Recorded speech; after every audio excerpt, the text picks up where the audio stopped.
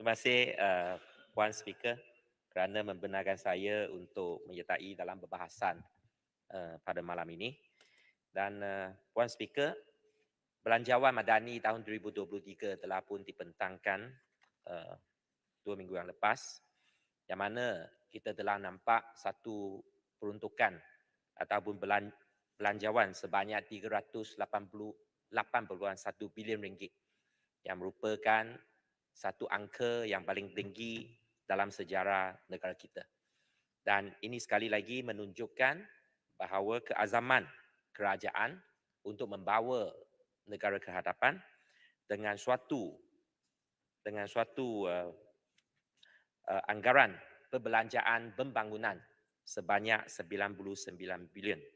Dan ini merupakan sesuatu yang amat positif yang menunjukkan dan membuktikan bahawa negara kita sekarang berada di atas landasan yang betul. Pada hari ini saya ingin menyertai perbahasan ini berkenaan dengan membangkitkan 3 isu. Yang pertama merupakan isu subsidi. Pada minggu lepas, Parlimen telah dimaklumkan bahawa penggunaan petrol, diesel dan gas petroleum cecair LPG adalah sebanyak 35% bagi golongan T20, 41% bagi golongan M40 dan 24% bagi golongan B40 dengan jumlah subsidi sebanyak 50.8 bilion ringgit. Yang berhormat Timbalan Menteri Kewangan dengan kata lain menyatakan kerajaan boleh jimat sehingga 17 bilion sekiranya golongan T20 tidak diberikan subsidi petrol, diesel ataupun LPG. Apabila saya boleh bersetuju berkenaan dengan perlunya dan adanya polisi subsidi bersasar apabila negara kita dan rakyat adalah tersedia. Saya hendak membawa perhatian kerajaan kepada 2 perkara. Nombor 1, iaitu kebajikan golongan M40 haruslah dipelihara dalam mana-mana pelaksanaan polisi subsidi bersasar. Golongan M40 selalunya merupakan golongan yang tercicir dalam belanjawan negara sebelum ini. Dan buju bagi kali ini, selain daripada kebajikan B40 dijaga dalam belanjawan madani, adalah sesuatu yang amat positif apabila cukai pendapatan M40 dikurangkan sehingga satu maksima 2% Aturan yang mesyuarat. akan membawa satu Point of order. penjimatan cukai persendirian. Tuan Yang Membawa di-Pertua. suatu penjimatan cukai persendirian setinggi 1,300 setahun. Ada apa masalahnya? Ada peraturan mesyuarat. Ya, Baik. Aziz salah. Aturan mesyuarat 13.1. Cukup bilang bagi majlis mesyuarat dan jawatankuasa sebuah buah majlis mesyuarat hendaklah mengandungi 26 orang ahli dengan tidak termasuk pengusi. Kita tak cukup ni. Cukuplah. Setiausaha. Cukup. 26 cuba bilang cukup. Setiausaha. Boleh saya teruskan, Puan Speaker. Memang cukup. Saya akan teruskan dengan izin. Puan Speaker, jika Minta boleh. bilang dulu. Itu masa dengan jalan ni, Puan Speaker. Setiausaha sila kira.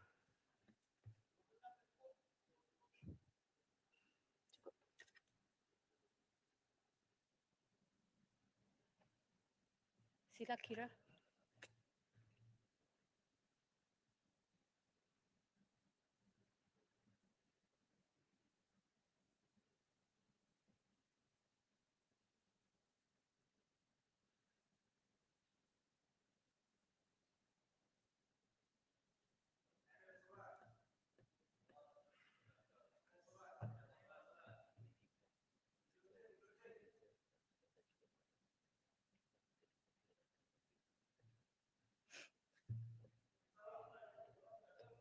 empat orang ahli parlimen sahaja, jadi setiausaha sila locengkan.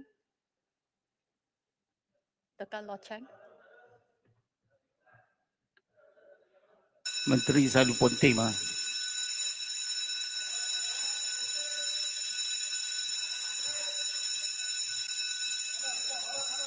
Ini time solat maghrib ni.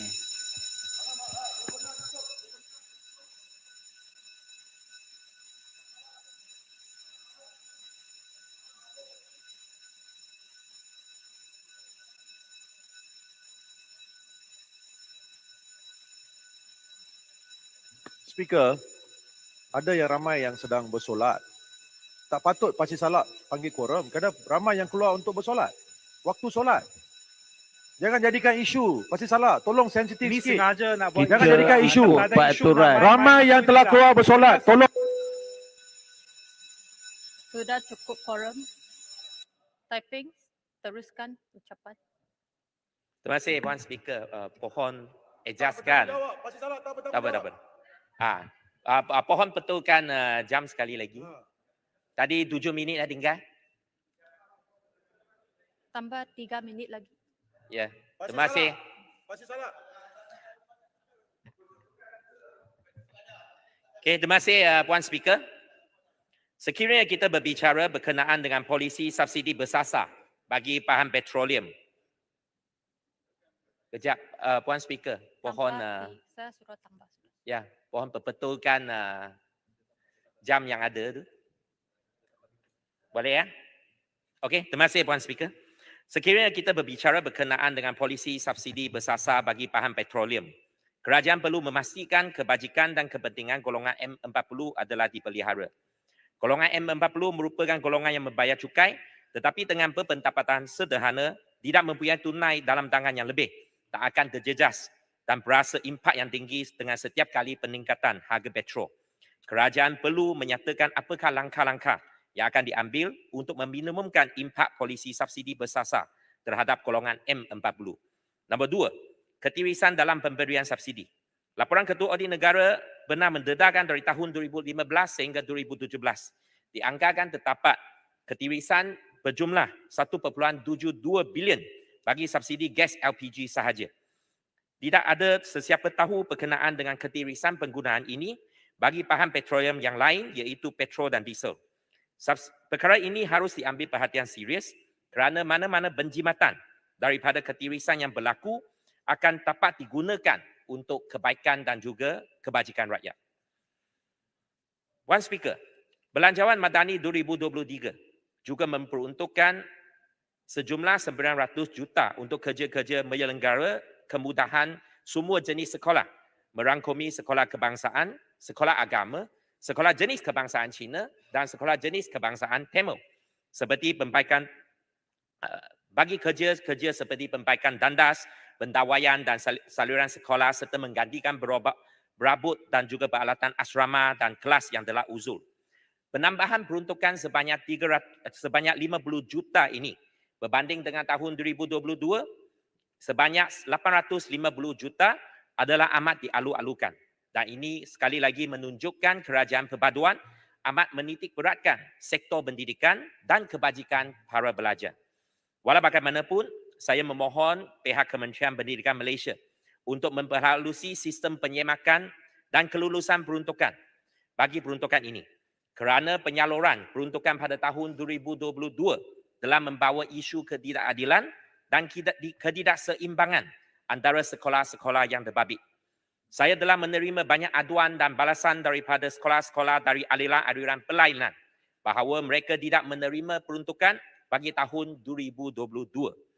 Isu ini membabitkan sekolah kebangsaan, sekolah jenis kebangsaan Cina, sekolah jenis kebangsaan Tamil dan sebagai contoh, kesemua 17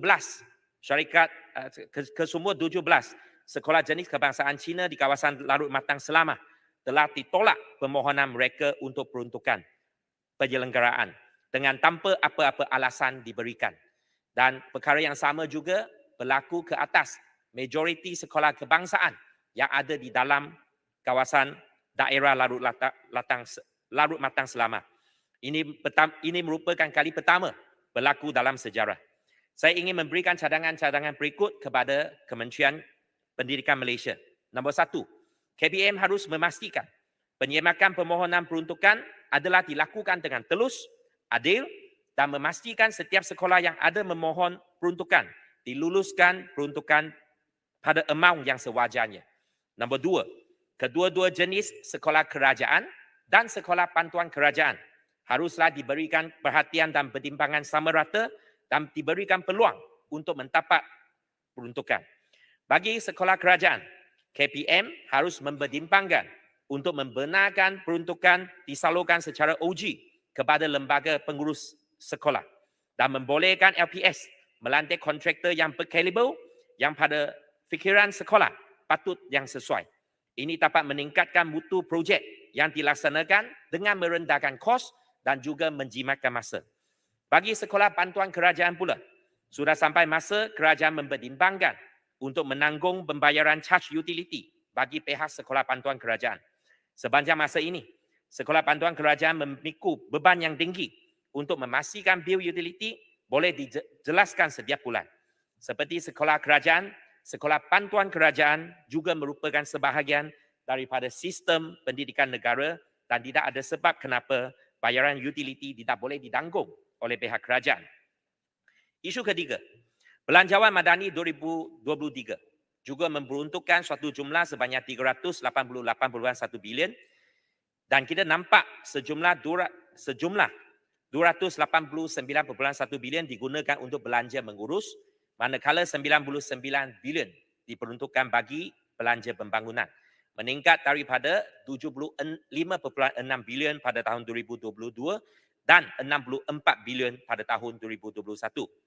Peningkatan belanja pembangunan sebanyak hampir 24 bilion ini adalah amat penting dalam menjana pertumbuhan ekonomi negara dan pada masa yang sama membawa impak terhadap pembangunan negara melalui projek-projek berskala kecil dan berskala besar. Satu persoalan yang harus diambil iktibar oleh kerajaan adalah bagaimana kita dapat memastikan pelaksanaan projek-projek yang terbabit adalah sampai pada tujuannya. Dan pada nilainya, value for money dengan izin. Dan pelaksanaannya akan membawa satu image yang baik kepada kerajaan. Sekiranya proses pelaksanaan projek dan kerja tidak dilaksanakan dengan baik dan sempurna, ia akan membawa satu image yang amat negatif terhadap kerajaan. Saya nak bagi satu contoh di sini. Projek pembinaan loji rawatan kumpahan serantau dan rangkaian pipe pembentungan di Taiping, Perak. Projek ini di bawah penyeliaan Jabatan Perkhidmatan Pembentungan dan Kementerian Sumber Asli, Alam Sekitar dan Perubahan Iklim. Projek ini telah dilaksanakan sejak beberapa tahun yang lepas dan dalam proses pelaksanaan, ia telah mengakibatkan kerosakan jalan yang serius serta membahayakan pengguna jalan raya. Hasilnya di kawasan Taman Sungai Mas dan juga Taman Simpang. Apakah punca dia?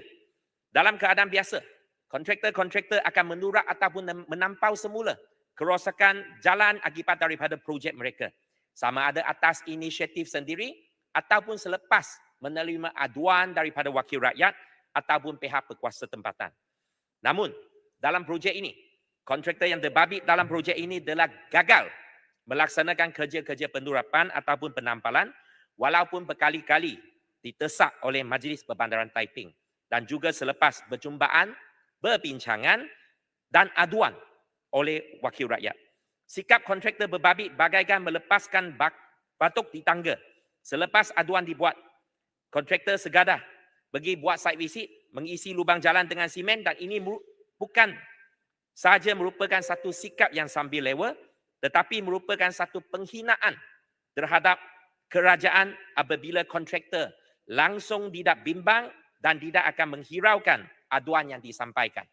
Bagi perkara-perkara sebegini, saya dengan ini mendesak bahawa pihak kementerian, mana-mana kementerian pun harus mengambil tindakan tegas termasuk dengan berani menamatkan kontrak atau menahan pembayaran progresif kepada kontraktor yang terbabit. Dengan izin, we need to set the standard right. Maka dengan itu, Puan Speaker, apa yang penting bagi belanjawan yang ada di hadapan kita. Kita mempunyai satu rancangan yang baik, kita mempunyai satu belanjawan yang baik. Dan apa yang penting dalam masa 8 bulan yang akan datang ini pada tahun 2023 adalah berkenaan dengan delivery ataupun pelaksanaan dan pencapaian yang akan diambil, yang akan dijalankan selepas ini. Dengan ini saya sekali lagi mengucapkan terima kasih kepada Puan Speaker yang memberikan peluang kepada saya dan Taiping mohon menyokong. Terima kasih. Saya jemput yang Mbak berhormat Speaker. tanya.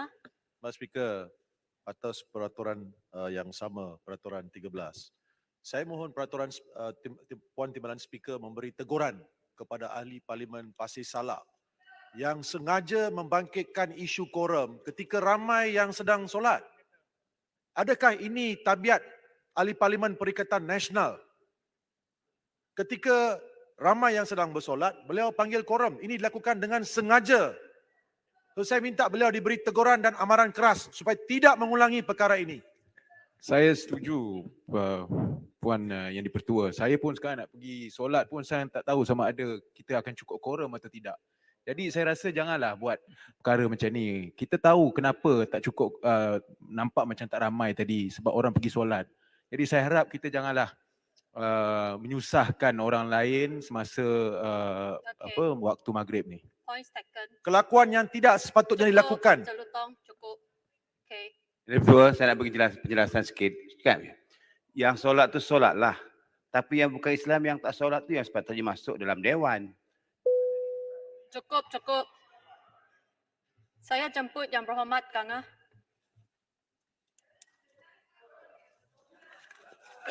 Okey, sudah. Saya nak mula. Malam dah. Assalamualaikum warahmatullahi wabarakatuh. Dan selamat sejahtera. Terima kasih Tuan